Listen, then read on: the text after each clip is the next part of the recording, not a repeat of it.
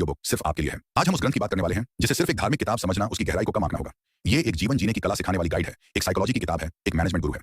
जी हाँ, हम बात कर रहे हैं श्रीमद् भगवद गीता की। आज हम गीता के उन 10 सबसे गहरे रहस्यों को उजागर करेंगे जो आपके जीवन को देखने का नजरिया हमेशा के लिए परिवर्तित कर सकते हैं। ये ऑडियो बुक कुछ लंबी होने वाली है क्योंकि ज्ञान को समझने में समय लगता है। इसीलिए मेरा आपसे अनुरोध है कि सबसे पहले इस वीडियो को कहीं शेयर करके सेव कर लें ताकि आप इसे बीच बीच में ब्रेक लेकर आराम से सुन सकें और इसके एक एक शब्द को अपने अंदर उतरने का मौका दे सकें। तो चलिए अपने मन को शांत कीजिए और मेरे साथ चलिए इस अद्भुत यात्रा पर, कुरुक्षेत्र के उस मैदान में जहां अर्जुन के साथ साथ हम सब अपने जीवन के सबसे अहम सवालों के जवाब खोजने वाले हैं। अध्याय नंबर 1, कर्म का चक्रव्यूह। अपने कर्म को पहचानें क्योंकि यही आपके जीवन की दिशा तय करता है। कल्पना कीजिए, आप एक बहुत विशाल कंपनी के सीईओ हैं और आपको एक मुश्किल फैसला लेना है। आपको अपनी कंपनी के हजारों कर्मचारियों में से कुछ 100 लोगों को निकालना है ताकि बाकी हजारों लोगों की नौकरी और कंपनी का भविष्य बच सके। यह फैसला आपके लिए कितना मुश्किल होगा। एक तरफ कुछ लोगों का घर उजड़ेगा और दूसरी तरफ अगर आपने यह फैसला नहीं लिया तो पूरी कंपनी ही डूब जाएगी। आपके मन में एक द्वंद्व चलेगा, एक युद्ध घिर जाएगा कि मेरा धर्म क्या है, मेरा कर्म क्या है। यही स्थिति, यही मानसिक युद्ध आज से हजारों साल पहले कुरुक्षेत्र के मैदान में अर्जुन के सामने उपस्थित था। उसके सामने उसके अपने ही लोग थे, उसके गुरु, उसके भाई, उसके पितामह, और उसे उन पर बाण चलाना था। उसका मन कांप गया, उसके हाथ से गांडीव धनुष फिसल गया। उसने कहा, हे कृष्ण, मैं ये युद्ध नहीं कर सकता। मैं अपने ही लोगों को मारकर राजपाट का सुख कैसे भोग सकता हूं? ये तो पाप है। यहीं से गीता का ज्ञान शुरू होता है, जो किसी मंदिर या आश्रम में नहीं बल्कि जीवन की सबसे कठिन परिस्थिति, एक युद्ध के मैदान में दिया गया। क्या आपको पता है कि पिछले 1 साल में निफ्टी ने लगभग सिर्फ 9% रिटर्न दिया है, जबकि मैदान में दिया गया। भगवान कृष्ण अर्जुन को जो सबसे पहली और सबसे जरूरी बात समझाते हैं वो है कर्म का सिद्धांत। हम सबने ये शब्द सुना है, जैसा कर्म करोगे वैसा फल मिलेगा। लेकिन गीता इसे और भी गहराई से समझाती है। कृष्ण कहते हैं कि कर्म सिर्फ वो नहीं जो हम अपने हाथों से करते हैं। हम जो सोचते हैं वो भी एक कर्म है, हम जो बोलते हैं वो भी एक कर्म है, और कर्म ना करना भी एक कर्म है। इसे अकर्म कहते हैं। मतलब आप कर्म के चक्र से बच ही नहीं सकते। जब अर्जुन कहता है कि मैं युद्ध नहीं करूंगा और जंगल में जाकर सन्यासी बन जाऊंगा, तो कृष्ण उसे समझाते हैं कि ये भी एक कर्म ही होगा, ये पलायन का कर्म होगा। आप हर पल हर सांस के साथ कोई ना कोई कर्म कर रहे हैं। आप अभी ये ऑडियो बुक सुन रहे हैं, ये भी आपका एक कर्म है। इस कर्म का भी एक फल होगा, आपको ज्ञान मिलेगा, आपके जीवन में शायद कोई सकारात्मक बदलाव आएगा। तो सबसे पहली बात जो हमें अपने मन में बिठानी है वो ये है कि हम कर्म करने के लिए ही पैदा हुए हैं, कर्म से भागा नहीं जा सकता। अब सवाल उठता है कि कर्म है क्या। गीता मोटे तौर पर 3 तरह के कर्मों की बात करती है। पहला है कर्म, यानी वो काम जो शास्त्र और हमारे धर्म के अनुसार हमें करने चाहिए। जैसे एक सैनिक का धर्म है देश की रक्षा करना, एक डॉक्टर का धर्म है मरीज का इलाज करना, एक छात्र का धर्म है विद्या ग्रहण करना। ये वो कर्म है जो समाज और खुद के लिए जरूरी है। दूसरा है विकर्म, यानी वो काम जो हमें नहीं करने चाहिए, जैसे चोरी करना, झूठ बोलना, किसी को धोखा देना। ये वो कर्म है जो हमें और समाज को पतन की ओर ले जाते हैं। और तीसरा सबसे रहस्यमयी है अकर्म। अकर्म का मतलब कर्म ना करना नहीं है, बल्कि कर्म करते हुए भी उसके फल से, उसके बंधन से मुक्त हो जाना। ये वो स्थिति है जहां इंसान अपना हर काम बिना किसी स्वार्थ के, बिना किसी लगाव के करता है। ये समझना कुछ मुश्किल है, लेकिन गीता का सार इसी अकर्म में छिपा है। तो हमारे जीवन में इसका क्या मतलब है? इसका मतलब यह है कि हमें सबसे पहले अपने कर्म को पहचानना होगा। आपका कर्म क्या है? अगर आप एक विद्यार्थी हैं तो आपका कर्म है पूरी लगन से अध्ययन करना। अगर आप नौकरी करते हैं तो आपका कर्म है अपनी जिम्मेदारियों को ईमानदारी से निभाना। अगर आप एक माता पिता हैं तो आपका कर्म है अपने बच्चों को अच्छी परवरिश देना। अक्सर हम दूसरों के कर्मों को देखकर अपने कर्मों से भटक जाते हैं। हम सोचते हैं कि वो इंसान कितना सफल है, मैं भी वही करूंगा। लेकिन गीता कहती है कि दूसरे का धर्म या कर्म चाहे कितना भी अच्छा क्यों ना लगे, उसे अपनाने से बेहतर है अपने धर्म या कर्म को, चाहे वो कितना भी छोटा क्यों ना हो, उसे ठीक से निभाना। अपने स्वभाव और अपनी जिम्मेदारियों के अनुसार अपने कर्म को चुनना और उसे पूरी निष्ठा से करना ही जीवन का पहला रहस्य है। जब आप अपने सही कर्म को पहचान लेते हैं तो जीवन का आधा कंफ्यूजन तो वहीं खत्म हो जाता है। आपको एक दिशा मिल जाती है, एक उद्देश्य मिल जाता है। लेकिन सवाल यह है कि कर्म करें कैसे? क्या हर कर्म हमें बांधता है या कोई ऐसा तरीका भी है जिससे हम कर्म करते हुए भी उसके बंधन से मुक्त रह सकते हैं? यही रहस्य हम जानेंगे अगले अध्याय में। अध्याय नंबर 2, फल की चिंता त्यागो। अर्जुन कैसे अपने काम में सफलता पाएं बिना उसके परिणाम से बंधे हुए। पिछले अध्याय में हमने जाना कि कर्म से कोई नहीं बच सकता और हमें अपने सही कर्म को पहचानना कितना जरूरी है। लेकिन अर्जुन की तरह हमारे मन में भी यह सवाल उठता है कि अगर कर्म करना ही है तो फिर उसके परिणाम से दुख और सुख क्यों होता है? अगर हम मेहनत करते हैं और फेल हो जाते हैं तो दुख होता है, अगर हम सफल होते हैं तो अहंकार हो जाता है। हम हर काम किसी ना किसी फल की इच्छा से करते हैं, चाहे वो पैसा हो, नाम हो या बस किसी की तारीफ। और यही इच्छा, यही उम्मीद हमारे सारे दुखों की मूल है। यहीं पर भगवान कृष्ण गीता का वो विश्व प्रसिद्ध श्लोक कहते हैं जो शायद हम सबने कभी ना कभी सुना है। कर्मण्येवाधिकारस्ते मां फलेषु कदाचन मां कर्म फल हेतुर्भूर्मा ते संगोस्त्व कर्मणि। इसका सरल भाषा में मतलब है, हे अर्जुन, तेरा अधिकार केवल कर्म करने में है, उसके फल में कभी नहीं। इसलिए तू कर्मों के फल का हेतु मत बन और तेरी कर्म न करने में भी आसक्ति न हो। यह गीता का और शायद इस दुनिया का सबसे क्रांतिकारी विचार है। इसे निष्काम कर्म कहते हैं। इसका मतलब यह नहीं है कि आप फल की इच्छा ही ना करें या लक्ष्य ही ना बनाएं। लक्ष्य बनाना जरूरी है, लेकिन अपनी पूरी चेतना, अपनी पूरी ऊर्जा सिर्फ और सिर्फ कर्म करने में लगा दें, उसके परिणाम पर नहीं। इसे एक उदाहरण से समझते हैं। मान लीजिए आप एक परीक्षा की तैयारी कर रहे हैं। आपके पास 2 रास्ते हैं। पहला, आप दिन रात यही सोचते रहें कि क्या मैं पास होऊंगा, अगर नहीं हुआ तो क्या होगा, लोग क्या कहेंगे, मेरे माता पिता निराश हो जाएंगे। इस चिंता में आपकी आधी ऊर्जा खत्म हो जाएगी और आप ठीक से अध्ययन भी नहीं कर पाएंगे। दूसरा रास्ता है, आप परिणाम को पूरी तरह से कृष्ण पर या उस परम शक्ति पर अर्पित कर दें और अपना 100% ध्यान सिर्फ अध्ययन करने में लगाएं। आप हर टॉपिक को मन लगाकर सीखें, हर सवाल को हल करें, अपने कर्म को एक यज्ञ की तरह, एक पूजा की तरह करें। अब आप बताइए किस रास्ते पर सफलता की संभावना ज्यादा है? जाहिर है दूसरे रास्ते पर, क्योंकि जब आप फल की चिंता से मुक्त हो जाते हैं तो आपका मन शांत हो जाता है और आप अपना सर्वश्रेष्ठ प्रदर्शन कर पाते हैं। हमारे जीवन में ज्यादातर तनाव और चिंता का कारण यही है कि हम हमेशा भविष्य में जीते हैं। हम काम अभी कर रहे हैं लेकिन हमारा मन उसके 10 दिन बाद या 10 महीने बाद मिलने वाले परिणाम में अटका हुआ है। अगर प्रमोशन नहीं मिला तो, अगर वो मुझे त्याग कर चली गई तो, अगर मेरा बिजनेस फेल हो गया तो, ये अगर मगर ही हमारी सारी खुशी और शांति को छीन लेता है। निष्काम कर्म हमें वर्तमान में जीना सिखाता है। ये कहता है कि तुम्हारे हाथ में सिर्फ तुम्हारा कर्म है, तुम्हारा प्रयास है। परिणाम बहुत सी चीजों पर निर्भर करता है जो तुम्हारे नियंत्रण में नहीं है। इसीलिए जो तुम्हारे हाथ में है उसे पूरी ईमानदारी और लगन से करो और बाकी सब उस ब्रह्मांड की शक्ति पर अर्पित कर दो। ये एक तरह का सरेंडर है, एक तरह का भरोसा है। जब आप ऐसा करते हैं तो एक अजीब सी शांति और निर्भयता का अनुभव होता है। फिर हार का डर नहीं रहता और जीत का अहंकार नहीं होता। आप बस अपने कर्म का आनंद लेते हैं। इसे अपने रोजमर्रा के जीवन में उतारने की कोशिश कीजिए। जब आप ऑफिस का कोई काम कर रहे हों तो बॉस की तारीफ या प्रमोशन की चिंता त्याग कर सिर्फ उस काम को बेहतरीन तरीके से करने पर ध्यान दें। जब आप किसी रिश्ते में हों तो ये उम्मीद करना त्याग दें कि सामने वाला आपके लिए क्या करेगा, और बस अपने हिस्से का प्यार और अपनी जिम्मेदारी बिना शर्त निभाएं। जब आप अपने बच्चों की परवरिश कर रहे हों तो ये चिंता त्याग दें कि वो भविष्य में आपका नाम रोशन करेंगे या नहीं, और बस उन्हें एक अच्छा इंसान बनाने के अपने कर्म पर ध्यान दें। ये अभ्यास धीरे धीरे आपको स्थिर और शांत बना देगा। आपकी कार्यक्षमता अधिक हो जाएगी, आपके रिश्ते सुधर जाएंगे और आपका मन बेवजह की चिंताओं से मुक्त हो जाएगा। अगर आपको ये सिद्धांत समझ आया हो तो नीचे कमेंट में निष्काम कर्म जरूर लिखें। लेकिन अब एक और गहरा सवाल उठता है, हम कर्म करते हैं, फल की चिंता भी नहीं करते, पर ये जो सुख दुख मान अपमान हार जीत का अनुभव होता है, ये किसे होता है? ये मैं कौन है जो इन सब चीजों से प्रभावित होता है? क्या ये मैं सिर्फ ये शरीर है या इसके पीछे भी कोई और सच्चाई छिपी है? इस रहस्य से पर्दा उठेगा हमारे अगले अध्याय में। अध्याय नंबर 3, तुम शरीर नहीं आत्मा हो, जन्म और मृत्यु के पार की सच्चाई को जाने। जब अर्जुन अपने ही सगे संबंधियों को मारने के विचार से कांप रहा था तो उसके दुख का सबसे मुख्य कारण था मोह। उसे लग रहा था कि वो भीष्म पितामह के शरीर को, द्रोणाचार्य के शरीर को खत्म कर देगा।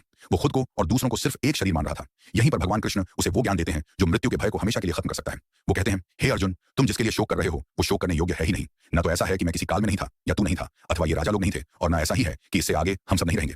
वो आगे कहते हैं, वासांसी जीर्णानि यथा विहाय नवाणि गृह्णाति नरो प्राणी तथा शरीरानि विहाय जीर्णान्यन्यानि संयाति नवाणि देहि।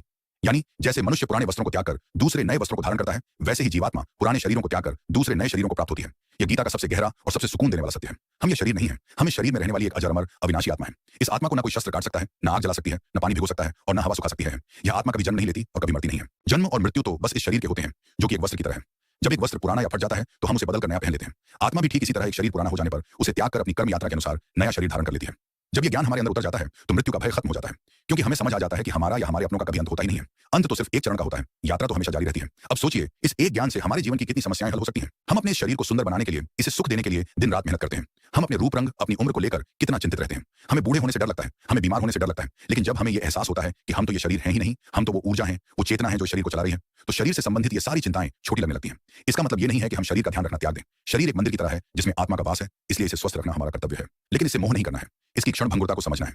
आज जो शरीर युवा और सुंदर है वो कल बूढ़ा भी होगा और एक दिन मिट्टी में मिल जाएगा, लेकिन आप यानी आपकी आत्मा हमेशा रहेगी।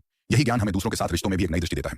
जब हम किसी को प्यार करते हैं तो हम असल में उसके शरीर से या उसके बाहरी व्यक्तित्व से नहीं बल्कि उसकी आत्मा से संबंध बनाते हैं। और जब कोई अपना इस दुनिया से चला जाता है तो हमें दुख होता है, जो स्वाभाविक है। लेकिन गीता का ज्ञान हमें यह समझने की शक्ति देता है कि सिर्फ उनका शरीर हमसे दूर हुआ है, उनकी आत्मा की यात्रा तो अभी भी जारी है। वो एक नए सफर पर निकल गए हैं। यह सोच हमें उस असहनीय दुख से बाहर निकलने की हिम्मत देती है। यह हमें सिखाता है कि इस जीवन में हम सब सहयात्री हैं, जो कुछ समय के लिए एक दूसरे से मिलते हैं और फिर अपनी अपनी मंजिल की ओर आगे चले जाते हैं। हमारा असली रिश्ता उस परमात्मा से है जिसके हम सब अंश हैं। जब हम खुद को और दूसरों को आत्मा के रूप में देखना शुरू कर देते हैं तो हमारे अंदर से भेदभाव, ईर्ष्या, घृणा जैसी भावनाएं खत्म होने लगती हैं, क्योंकि आत्मा के स्तर पर तो हम सब एक ही हैं, एक ही परम चेतना का हिस्सा है। लेकिन अगर हम ये शरीर नहीं आत्मा है तो फिर ये मन क्या है जो हमें हर पल भटकाता रहता है, जो हमें सुख दुख का अनुभव कराता है? इस मन को कैसे समझा जाए? क्या इस पर काबू पाया जा सकता है? यही होगा हमारे अगले अध्याय का विषय, जो शायद हमारे जीवन की सबसे मुख्य चुनौती है। अध्याय नंबर 4, मन ही मित्र मन ही शत्रु। अपने सबसे मुख्य दुश्मन को अपना सबसे अच्छा दोस्त बनाएं। अब तक हमने कर्म के सिद्धांत और आत्मा के अमृत को समझा, लेकिन इन सब बातों को जानने के बाद भी एक चीज है जो हमें परेशान करती है, हमें भटकाती है, और वो है हमारा अपना मन। अर्जुन भी कृष्ण से यही सवाल पूछता है, हे कृष्ण, ये मन अत्यंत चंचल, प्रमत्न स्वभाव वाला, अत्यंत दृढ़ और बलवान है। उसको वश में करना मैं वायु को रोकने की भांति अत्यंत दुष्कर मानता हूं। और ये सवाल सिर्फ अर्जुन का नहीं, हम सबका है। हमारा मन एक पल में यहां होता है तो दूसरे ही पल हजारों किलोमीटर दूर किसी और ख्याल में खोया होता है। ये कभी अतीत की बातों पर पछताता है तो कभी भविष्य की चिंता में डूबा रहता है। ये हमें वर्तमान में रहने ही नहीं देता। ये मन ही है जो हमें क्रोध, लोभ, मोह, ईर्ष्या जैसी भावनाओं में फंसाता है। और यही मन अगर शांत और स्थिर हो तो हमें परमानंद का अनुभव भी करा सकता है। भगवान कृष्ण अर्जुन की इस बात से सहमत होते हैं। वो कहते हैं, निःसंदेह हे महाबाहु, मन चंचल और कठिनता से वश में होने वाला है, लेकिन हे कुंती पुत्र, यह अभ्यास और वैराग्य से वश में होता है। यहाँ कृष्ण ने हमें मन को जीतने के दो सबसे मुख्य हथियार दिए हैं, अभ्यास और वैराग्य। अभ्यास का मतलब है लगातार कोशिश करना, मन को बार बार बुरे या व्यर्थ के विचारों से हटाकर अच्छे और जरूरी विचारों में लगाने की कोशिश करना। जैसे जब आप ध्यान करने बैठते हैं तो मन हजारों जगह भागता है। अभ्यास का मतलब है कि जब भी आपको पता चले कि मन भटक गया है तो उसे बिना परेशान हुए, बिना खुद को कोसे, प्यार से वापस अपनी सांसों पर या अपने ध्यान के विषय पर ले आना। ये एक दिन में नहीं होगा, इसमें महीनों सालों लग सकते हैं। जैसे एक जंगली घोड़े को साधने में समय लगता है, वैसे ही इस मन को साधने में भी धैर्य और निरंतर अभ्यास की जरूरत होती है। दूसरा हथियार है वैराग्य। ऐसा सिखाऊंगा कि 15 मिनट में मार्केट से बाहर, हाँ 15 मिनट बाद मार्केट में बैठोगे तो लॉस होने से कोई नहीं रोक सकता। देखो हर जरूरत होती है। दूसरा हथियार है वैराग्य। वैराग्य का मतलब घर बार त्याग कर जंगल में चले जाना नहीं है। वैराग्य का मतलब है मन से उन चीजों के प्रति लगाव कम करना जो हमें दुख देती हैं और अशांत करती हैं। ये दुनिया की चीजें, ये रिश्ते नाते, ये सब हमें क्षणिक सुख तो देते हैं, लेकिन इन्हीं से हमें दुख भी मिलता है। वैराग्य का मतलब है इन चीजों का इस्तेमाल करते हुए, इनके बीच रहते हुए भी मन से इनसे अनासक्त रहना। ये समझना कि कोई भी बाहरी चीज या कोई भी इंसान हमें स्थायी खुशी नहीं दे सकता। असली खुशी और शांति का स्रोत हमारे अंदर ही है। जब हम धीरे धीरे अपने मन को ये समझाना शुरू करते हैं तो दुनिया की चीजों पर हमारी निर्भरता कम होने लगती है। फिर हमें किसी की तारीफ से बहुत ज्यादा खुशी नहीं होती और किसी की बुराई से बहुत ज्यादा दुख नहीं होता। हम एक तरह की समता, एक तरह के संतुलन में जीना सीख जाते हैं। गीता कहती है, उद्धरेदात्मनात्मानम नात्मानम वसादियेत आत्मैव ह्यात्मनो बंधुरात्मैव रिपुरात्मनः। यानी अपने द्वारा अपना संसार समुद्र से उद्धार करे और अपना पतन न करे, क्योंकि यह मनुष्य आप ही तो अपना मित्र है और आप ही अपना शत्रु है। जिसका मन वश में किया हुआ है उसका मन तो उसका सबसे अच्छा मित्र है, और जिसने मन को नहीं जीता उसका मन ही उसके शत्रु के समान उसके साथ शत्रुता का व्यवहार करता है। सोचिए ये कितनी अहम बात है। आपका सबसे मुख्य दोस्त और आपका सबसे मुख्य दुश्मन कोई और नहीं, आप खुद हैं। आपका अपना मन है। अगर आपने इसे साध लिया तो ये आपको जीवन की हर मुश्किल से पार लगा देगा, और अगर ये आपके काबू से बाहर है तो ये आपको हर सुख सुविधा होते हुए भी नरक का अनुभव कराएगा। आज दुनिया में इतने लोग डिप्रेशन, एंजाइटी से जूझ रहे हैं, उसका कारण यही अनियंत्रित मन है। इसीलिए मन को साधना, उस पर विजय पाना हमारे जीवन का सबसे जरूरी प्रोजेक्ट होना चाहिए। ध्यान, प्राणायाम, अच्छी किताबें सीखना, सत्संग करना, ये सब मन को साधने के ही तरीके हैं। लेकिन ये मन कभी सात्विक, कभी राजसिक तो कभी तामसिक क्यों हो जाता है? हमारी भावनाएं और आदतें बनती कैसे हैं? इसके पीछे कौन सी 3 शक्तियां काम कर रही हैं? इस गहरे रहस्य को हम समझेंगे अपने अगले अध्याय में। अध्याय नंबर 5, 3 गुणों का खेल। समझें कि आपकी भावनाएं और आदतें कहां से आती हैं। कभी आपने सोचा है कि किसी दिन आप सुबह उठते हैं और बहुत शांत, खुश और ऊर्जावान महसूस करते हैं। उस दिन आपको सब कुछ अच्छा लगता है, आप सबका भला करना चाहते हैं। फिर कोई दूसरा दिन होता है जब आप बहुत बेचैन, परेशान और महत्वाकांक्षी होते हैं। आपको बस जल्दी से अपना काम खत्म करना होता है, आगे जाना होता है, दूसरों से जीतना होता है। और फिर कोई तीसरा दिन भी आता है जब आप बहुत आलसी, थका हुआ और नकारात्मक महसूस करते हैं। उस दिन बिस्तर से उठने का भी मन नहीं करता और हर चीज में आपको कमी ही नजर आती है। ऐसा क्यों होता है? हमारे मूड, हमारी भावनाएं और हमारी आदतें इस तरह क्यों परिवर्तित होती रहती हैं? गीता इसका एक बहुत ही वैज्ञानिक और गहरा उत्तर देती है। भगवान कृष्ण कहते हैं कि यह पूरी प्रकृति और हम सब इंसान 3 गुणों से बंधे हुए हैं। ये 3 गुण हैं सत्व, रजस और तमस। पहला गुण है सत्व गुण। सत्व का मतलब है पवित्रता, संतुलन, ज्ञान और शांति। जब हमारे अंदर सत्व गुण प्रधान होता है तो हमारा मन शांत रहता है, हमें ज्ञान प्राप्त करने की इच्छा होती है, हम दूसरों के प्रति दया और करुणा का भाव रखते हैं, हमें सादा भोजन, शांत वातावरण और अच्छी संगत पसंद आती है। ये वो अवस्था है जब हम अपना सर्वश्रेष्ठ प्रदर्शन करते हैं और हमें सच्ची खुशी का अनुभव होता है। आपने देखा होगा कुछ लोग स्वभाव से ही बहुत शांत, सुलझे हुए और सकारात्मक होते हैं। उनके अंदर सत्व गुण की अधिकता होती है। यह गुण हमें सुख और ज्ञान के बंधन में बांधता है। दूसरा गुण है रजस गुण। रजस का मतलब है क्रिया, जुनून, महत्वाकांक्षा और बेचैनी। जब हमारे अंदर रजस गुण प्रधान होता है तो हम बहुत एक्टिव हो जाते हैं। हमारे अंदर बहुत सारी इच्छाएं पैदा होती हैं। मुझे और पैसा चाहिए और विशाल घर चाहिए और ज्यादा सफलता चाहिए। हमारा मन हमेशा कुछ ना कुछ करने के लिए दौड़ता रहता है, वो एक पल भी शांत नहीं बैठ सकता। ऐसे लोगों को तीखा मसालेदार भोजन और बहुत ज्यादा शोर शराबा पसंद आता है। रजस गुण हमें कर्म और उसके फल के बंधन में बांधता है। आज की आधुनिक दुनिया में ज्यादातर लोग इसी रजस गुण के प्रभाव में जी रहे हैं। हमेशा भागम भाग, हमेशा कंपटीशन, हमेशा और पाने की चाहत। ये हमें ऊर्जा तो देता है लेकिन शांति छीन लेता है। तीसरा और सबसे खतरनाक गुण है तमस गुण। तमस का मतलब है अंधकार, अज्ञान, आलस्य और जड़ता। जब हमारे अंदर तमस गुण प्रधान होता है तो हम बहुत आलसी हो जाते हैं। हमारा किसी काम में मन नहीं लगता, हमें बस सोने का मन करता है। हमारी बुद्धि काम करना बंद कर देती है। हम सही और गलत में फर्क नहीं कर पाते। हमें बासी भोजन, नशा और बुरी संगत अच्छी लगने लगती है। यह गुण हमें प्रमाद, आलस्य और नींद के बंधन में बांधता है और हमें पतन की ओर ले जाता है।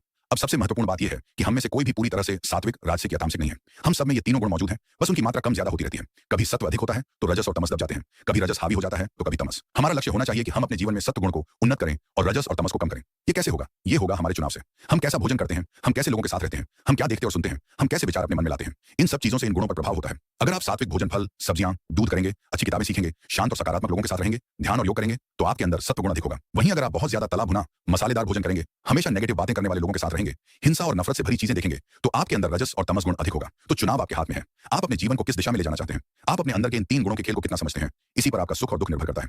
लेकिन इन गुणों के अनुसार कर्म करते हुए क्या हमें दूसरों की नकल करनी चाहिए या हमारा कोई अपना खास रास्ता भी है? इसी को गीता की भाषा में स्वधर्म कहते हैं और यही है हमारे अगले अध्याय का विषय। अध्याय नंबर 6, क्या है आपका स्वधर्म? दूसरों की नकल करने की बजाय अपने रास्ते पर चलना क्यों जरूरी है? आजकल हम एक ऐसी दुनिया में जी रहे हैं जहां सोशल मीडिया पर हर कोई अपनी सफलता की कहानियां दिखा रहा है। कोई एक सफल इंजीनियर है, कोई डॉक्टर है, कोई विशाल बिजनेसमैन है।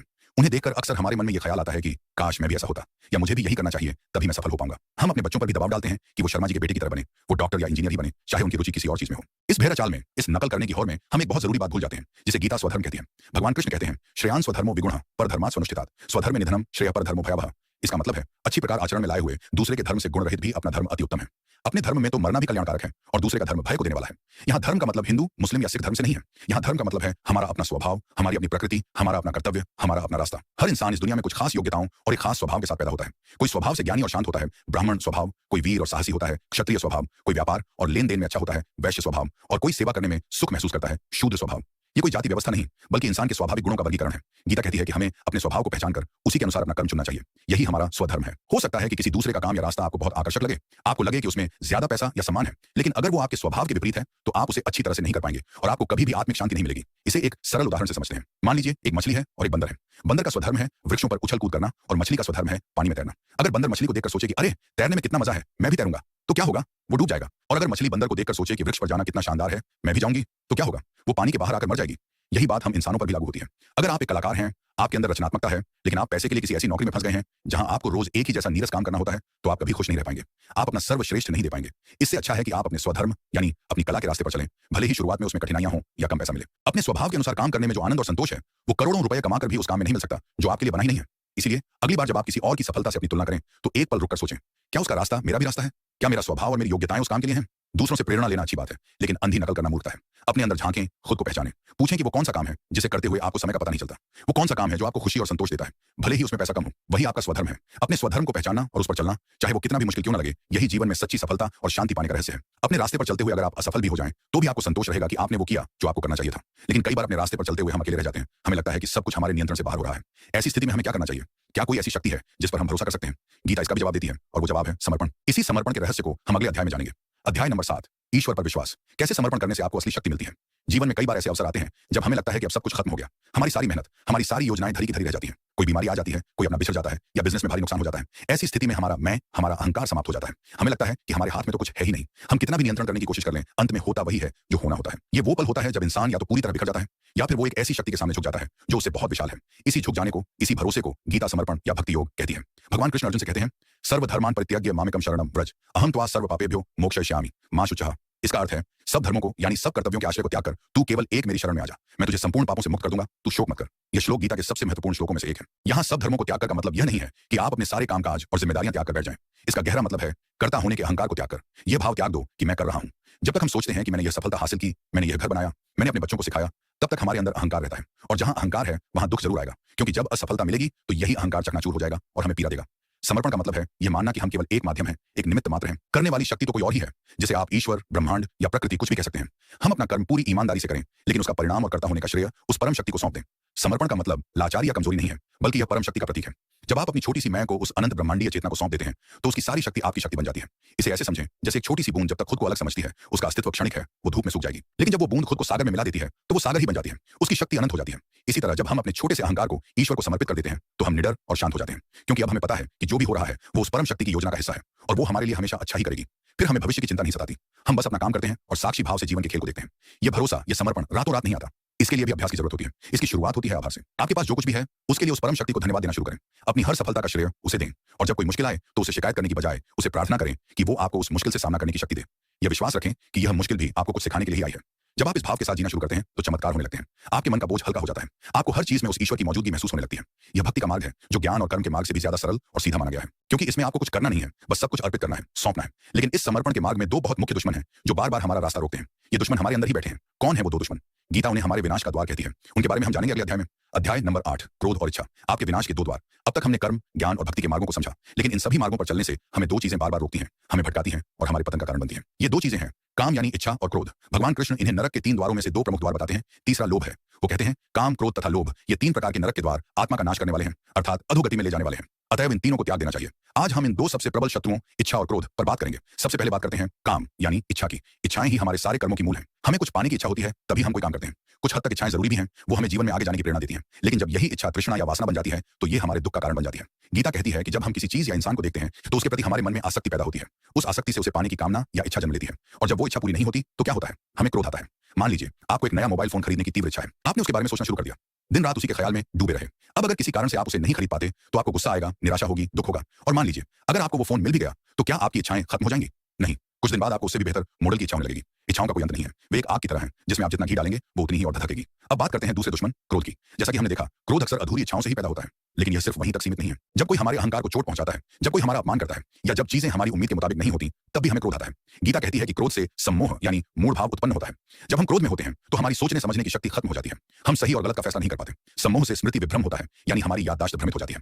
हम भूल जाते हैं कि सामने वाला इंसान कौन है, उसके साथ हमारा क्या रिश्ता है, हमें क्या बोलना चाहिए और क्या नहीं। और जब स्मृति भ्रमित हो जाती है, तो बुद्धिनाश होता है। हमारी बुद्धि का, हमारे विवेक का नाश हो जाता है, और बुद्धि का नाश होने पर इंसान का पतन निश्चित है। आपने खुद अनुभव किया होगा कि गुस्से में हम अक्सर ऐसी बातें कह जाते हैं या ऐसे काम कर जाते हैं जिनका हमें बाद में बहुत पछतावा होता है। एक पल का क्रोध हमारे सालों के बनाए रिश्तों को बर्बाद कर सकता है। तो सवाल यह है कि इन 2 शत्रुओं पर विजय कैसे पाएं? गीता इसका उपाय बताती है, इंद्रिय संयम और बुद्धि का प्रयोग। हमारी इंद्रियां, आंख, कान, नाक, जीभ, त्वचा ही हमें बाहरी दुनिया से संबंध बनाती हैं और इच्छाओं को जन्म देती हैं। हमें अपनी इंद्रियों को कछुए की तरह वश में करना सीखना होगा। जैसे कछुआ खतरा महसूस होने पर अपने सभी अंगों को अपनी ढाल के अंदर खींच लेता है, वैसे ही हमें भी अपनी इंद्रियों को विषयों की ओर भागने से रोकना होगा। इसका मतलब यह नहीं है कि हम देखना सुनना बंद कर दें। इसका मतलब है कि हम जो देखें और सुने, उसका चुनाव विवेक से करें। अपनी बुद्धि को इतना मजबूत बनाएं कि वो मन और इंद्रियों की लगाम अपने हाथ में रख सके। जब कोई इच्छा मन में उठे, तो बुद्धि से उसका विश्लेषण करें। क्या यह चीज मेरे लिए वास्तव में जरूरी है? इसे पाने से मुझे स्थायी सुख मिलेगा या क्षणिक? इसके क्या परिणाम होंगे? जब आप इस तरह से विवेक का प्रयोग करना शुरू करेंगे, तो धीरे धीरे आप अनावश्यक इच्छाओं से मुक्त होने लगेंगे। और जब इच्छाएं शांत होंगी, तो क्रोध भी अपने आप कम हो जाएगा। ये एक कठिन साधना है, लेकिन हमारे आत्मिक विकास के लिए यह परम आवश्यक है। पर गोकुल धाम में स्पेशली बीमार गौ माताओं की सेवा की जाती है, और गौ माताओं के साथ साथ गोकुल धाम में जैसे नीलगाय, साधना है, लेकिन हमारे आत्मिक विकास के लिए यह परम आवश्यक है। पर यह जो दुनिया हमें अपनी ओर खींचती है, ये जो इच्छाएं पैदा होती हैं, क्या यह दुनिया सच है या यह भी एक भ्रम है? गीता इस पर भी एक बहुत गहरा रहस्य बताती है, जिसे माया कहते हैं। क्या है यह माया का पर्दा? इसे हम जानेंगे अगले अध्याय में। अध्याय नंबर 9, माया का पर्दा। जो दिखता है क्या वही सच है? जाने इस भ्रम के पीछे का रहस्य। अब हम गीता के सबसे गूढ़ और दार्शनिक रहस्यों में से एक की ओर जा रहे हैं। हमने अब तक कर्म, आत्मा, मन, गुण, स्वधर्म और समर्पण के बारे में जाना, लेकिन यह सब जिस मंच पर हो रहा है, यानी यह दुनिया, ये जीवन, इसकी वास्तविकता क्या है? क्या जो हमें अपनी आंखों से दिख रहा है, कानों से सुनाई दे रहा है, वही अंतिम सत्य है, या इसके पीछे भी कोई और सच्चाई है? गीता कहती है कि यह पूरी दुनिया, यह पूरी सृष्टि भगवान की माया शक्ति का एक खेल है। माया का मतलब जादू या कोई नकारात्मक चीज नहीं है। माया का शाब्दिक अर्थ है जो नहीं है वह प्रतीत होता है। यह एक पर्दे की तरह है, एक भ्रम की तरह है, जिसने असली सच्चाई को हमारी नजरों से छिपा रखा है। इसे एक उदाहरण से समझते हैं। जब आप रात में सपना देखते हैं, तो उस सपने में आपको जो भी दिखाई देता है, लोग, जगहें, घटनाएं, वो सब आपको उस समय बिल्कुल सच लगता है। आप सपने में खुश होते हैं, डरते हैं, रोते हैं, लेकिन जैसे ही आपकी आंख खुलती है, आपको तुरंत एहसास हो जाता है कि वो सब तो एक भ्रम था, वो सच नहीं था। ठीक इसी तरह गीता कहती है कि यह जागृत अवस्था की दुनिया भी एक लंबे सपने की तरह है। यहाँ जो कुछ भी हमें दिखाई दे रहा है, ये शरीर, ये रिश्ते, ये धन दौलत, ये सुख दुख, ये सब परिवर्तनशील है, नश्वर है। यह आज है, कल नहीं रहेगा। ये अंतिम सत्य नहीं है। असली सत्य तो वह अविनाशी, अपरिवर्तनशील, सनातन ब्रह्म या परमात्मा है, जो इस माया के पर्दे के पीछे छिपा है। हम आत्मा के रूप में उसी परमात्मा के अंश हैं, लेकिन इस माया के प्रभाव में आकर हम खुद को यह शरीर और मन मान बैठे हैं और इस दुनिया को ही सच समझकर इसी में सुख खोजने की कोशिश कर रहे हैं। ये माया बहुत शक्तिशाली है। भगवान कृष्ण कहते हैं, दैवी हेषा गुणमयी मम माया दुरत्या, यानी ये मेरी त्रिगुणमयी दैवी माया अत्यंत दुस्तर है, इसको पार करना बहुत कठिन है। ये माया ही हमें मैं और मेरा के चक्कर में फंसाती है। मैं ये शरीर हूं, ये मेरा घर है, ये मेरा परिवार है, ये मेरा पैसा है, ये मेरा मेरा का भाव ही माया का सबसे मुख्य खेल है। इसी के कारण हम चीजों से मोह करते हैं, उन्हें खोने से डरते हैं और दुखी होते हैं। हम भूल जाते हैं कि इस दुनिया में हमारा अपना कुछ भी नहीं है। हम खाली हाथ आए थे और खाली हाथ ही जाएंगे। जो कुछ भी हमें मिला है, वो कुछ समय के लिए हमें इस्तेमाल करने के लिए मिला है। हम उसके मालिक नहीं, सिर्फ ट्रस्टी या केयरटेकर हैं। जब यह ज्ञान हमारे अंदर गहराई से उतर जाता है, तो चीजों के प्रति हमारी थाम ढीली होने लगती है। तो फिर इस माया के पर्दे को कैसे हटाया जाए? इस भ्रम से कैसे बाहर निकला जाए? कृष्ण इसका उपाय भी बताते हैं। वो कहते हैं, मामेव ये प्रपद्यन्ते माया मेताम तरन्तिते, यानी जो पुरुष केवल मेरी ही शरण में आ जाते हैं, वे इस माया को पार कर जाते हैं। इसका मतलब है, जब हम पूरी तरह से ईश्वर को समर्पित हो जाते हैं, जब हम यह मान लेते हैं कि इस दुनिया में उस परम सत्य के सिवा और कुछ भी वास्तविक नहीं है, तो धीरे धीरे यह माया का पर्दा हमारी आंखों से हटने लगता है।